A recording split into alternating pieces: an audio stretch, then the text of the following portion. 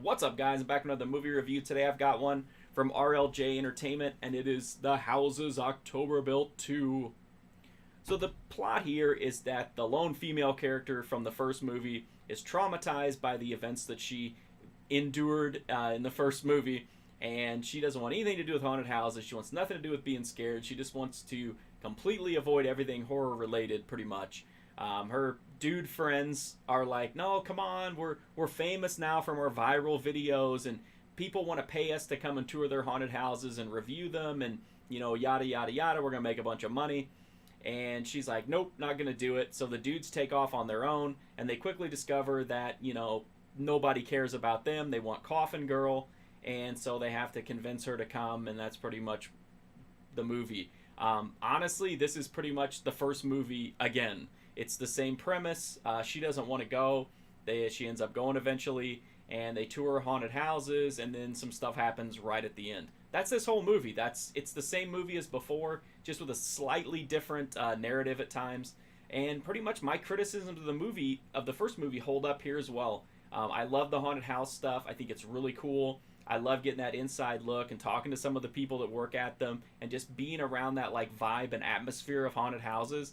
But once it focuses in on the friends, this thing just dies, man. It is just awful. I don't like any of the people that are in it. I don't think they're good actors. I don't think they're interesting or funny. I just wanted, basically, anytime they were on screen, I was like, please get back to the haunted house stuff, because that's what's interesting here. I will say one thing that they did improve on for the second movie is the overall production values. They had some really nice drone shots that really added a lot to really made it seem like they had a lot more money than they probably did. So it's a lot slicker and more polished, but ultimately it's the first movie with drone shots. That's what we have here. It kind of makes more of an attempt to put some found footage into it toward the end, but it's just it's not interesting. It's the same stuff we've seen a million times. I don't know why they tried to get cute and inventive, because it's the most recycled, rehashed stuff that you're going to find in the genre. I don't know why they just didn't make a cool movie about going around to these haunted houses and just kind of focus in on that. But anyway, I didn't like it. It's not the worst found footage movie I've seen, but it's just kind of super boring. I wish it was just all the haunted house stuff. If they would have focused in on that and not in on the friends, so much time is wasted on the most boring, mundane dialogue between the friends. It's just it's just a nightmare. Whereas that haunted house stuff is really cool. It's got colorful characters, it's got beautiful visuals, great atmosphere, and then it just falls apart whenever everything focuses in on the friend group. So I can't recommend it. It's basically the first movie with drone shots. Like I said, if you like the first one, you'll probably like this one. If you didn't like the first one, you certainly aren't going to like this one.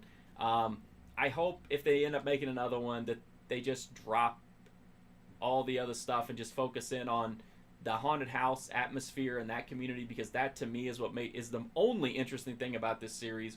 The Blu-ray from RLJ Films, or RLJ Entertainment, excuse me, it's got deleted scenes, it's got a couple uncut scenes, a music video, and interviews. The transfer on it looks really nice, and that's great news, because like I said, the production values are way up from the first one. The drone shots look really, really nice. I just think it's a great looking transfer. It definitely looks really slick and polished, which I really like. It's definitely not like the shaky fake digital artifacting kind of found footage movie, which I appreciated. But in the end, it's just too boring. I hated the friend group. I don't know why they spent so much time on them, but it is what it is. I couldn't get into the first one or into this one. But if you really like found footage, and I don't know, I guess if you're really bored, check it out. If you want to read my full write-up of either of the Houses That October Built movies, you can check those out on my website, markfusion.com. There's also a video review of the first movie somewhere on this channel. I'm also on Instagram, Twitter, Twitch, Patreon. You get exclusive content. $5 a month unlocks, I think, 99% of the exclusive content. You can also check me out on Letterboxd, where you can see what I've got coming up soon, because I post everything there before I do the videos here, so you can get an idea of what's in the pipeline and what might be popping up here. The best thing you can do for me, though, is just to hit that sub button. Free, easy, direct way to support me. Help me to continue to make content, and help me avoid all these weird hurdles YouTube keeps putting in the way of small channels. So I really appreciate you watching this video, and hopefully I'll see you guys soon.